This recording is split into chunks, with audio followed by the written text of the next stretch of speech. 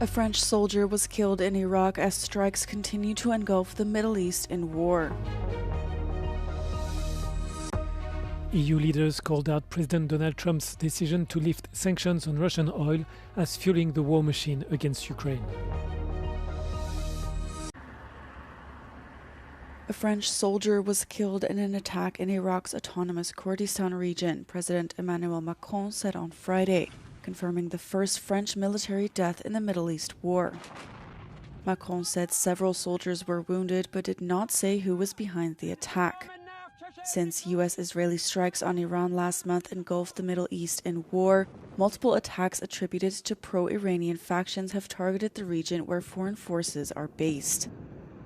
Iranian media reported fresh explosions in the capital Tehran, while Israel also came under attack, with the conflict showing no signs of slowing despite growing economic fears and the rising death toll. Iran has also unleashed waves of drone and missile strikes against neighboring states hosting U.S. military assets, including Saudi Arabia, whose defense ministry said Friday its forces had intercepted a total of 28 drones.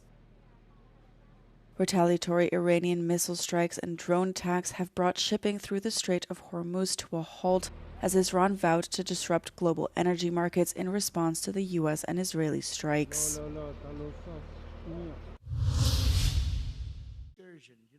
European Union leaders called out President Donald Trump's decision to lift sanctions on Russian oil as fueling the war machine against Ukraine, as Washington tries to ease energy prices after a second week of conflict in the Middle East. Noch einmal, wir halten das für falsch. Es gibt im Augenblick ein Preisproblem, aber kein Mengenproblem. The German Chancellor's comment were echoed by President of the European Council, Antonio Costa. The unilateral decision by the US to lift sanctions on Russian oil exports is very concerning as it impacts European security, he wrote on X. While on a visit to Paris, Ukrainian President Volodymyr Zelensky said that the US decision to lift sanctions does not help peace in Ukraine. Zelensky said this move alone could provide Russia with $10 billion to support its war effort. A U.S. military aircraft has crashed in western Iraq, killing the entire crew of 6. U.S. Central Command disclosed in a social media post that the downed aircraft was a KC-135, an aerial refueling plane. The military command, which is responsible for U.S. forces in the Middle East, stated the loss of the aircraft was not caused by hostile or friendly fire. The exact circumstances of the incident are now under investigation. This brings the total of confirmed US deaths in the ongoing military operation against Iran to 13.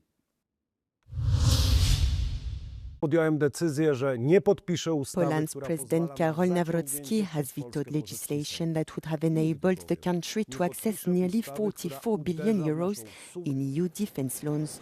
The move escalates a political clash with the government of Prime Minister Donald Tusk over how to finance the country's defense spending. The bill would have allowed Warsaw to access funds from the EU's SAFE programme. The 150 billion euros initiative aims at strengthening Europe's defense industry. Poland was set to receive around 44 billion euros in loans under the scheme, making it the largest potential beneficiary. Donald Tusk's pro-EU coalition argued the loans would accelerate Poland's military modernization at a time of heightened security concerns following Russia's full-scale invasion of Ukraine. Nawrocki, who is aligned with the conservative opposition, argued that relying on EU loans would increase Poland's dependence on Brussels. Instead, he has proposed using domestic resources to finance defense investments. US President Donald Trump is trying to replace federal revenue lost after the Supreme Court struck down his biggest tariffs, but a report released Friday by congressional Democrats says the administration's import taxes could cost American households just over $2,500 this year. The increase, 44% from $1,745 last year, comes as U.S. consumers are already grappling with the high cost of living and rising energy. According to an analysis from the Congressional Budget Office, Importers pass most tariff costs onto consumers, while domestic producers can also raise prices because of reduced foreign competition. Last year, Trump invoked the International Emergency Economic Powers Act of 1977 to impose double-digit tariffs on almost every country in the world. But the Supreme Court ruled on 20 February that the law did not give the president the authority to levy tariffs. The Trump administration must now refund importers who paid tariffs, a sum expected to total about $175 billion.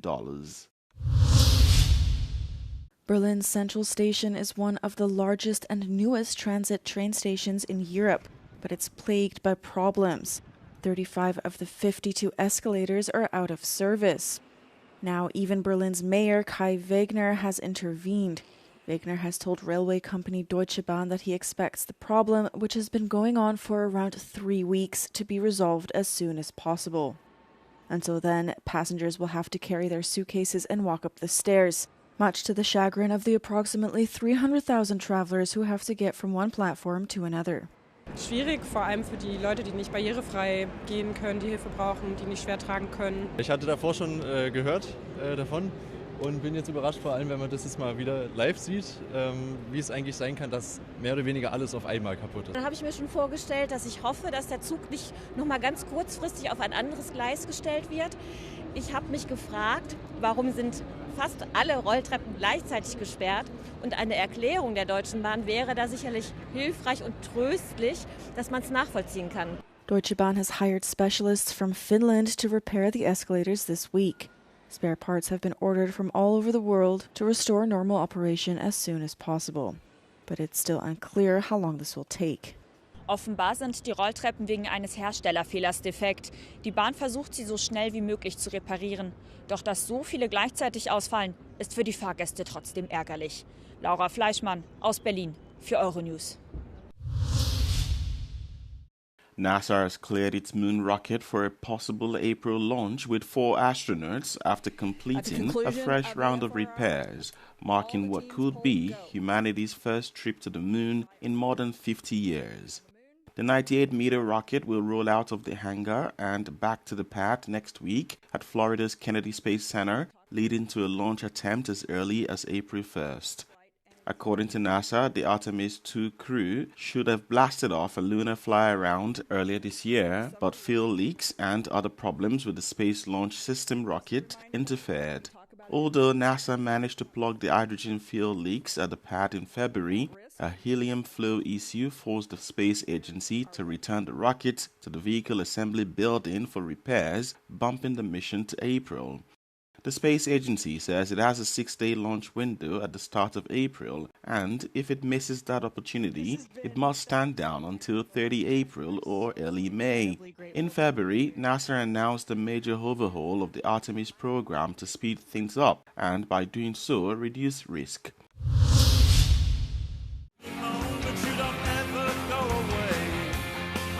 Because all you need is me. You roll your eyes up to the skies, mock horrified, but you're still here. All you need is me. There's so much destruction all over the world, and all you can do is complain about me. You bang your head against the wall and say you're sick of it all.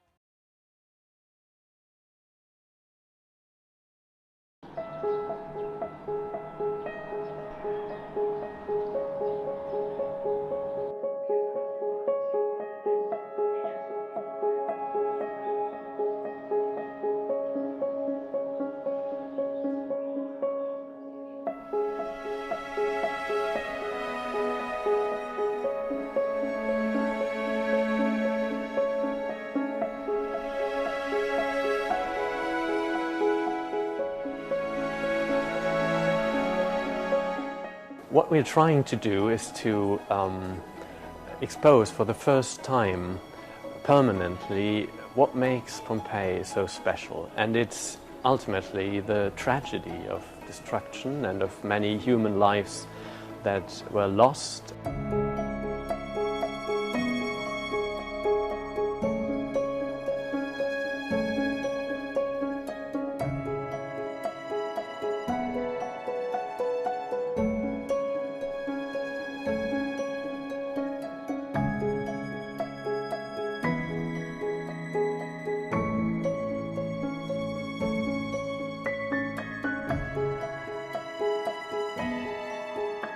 Sono di fatto le vittime dell'eruzione, il calco del loro corpo, che ci consente quindi di riavere l'immagine reale dell'attimo in cui la vita è finita tragicamente, per cui hanno un impatto emotivo forte sui visitatori, possono avere un forte impatto emotivo.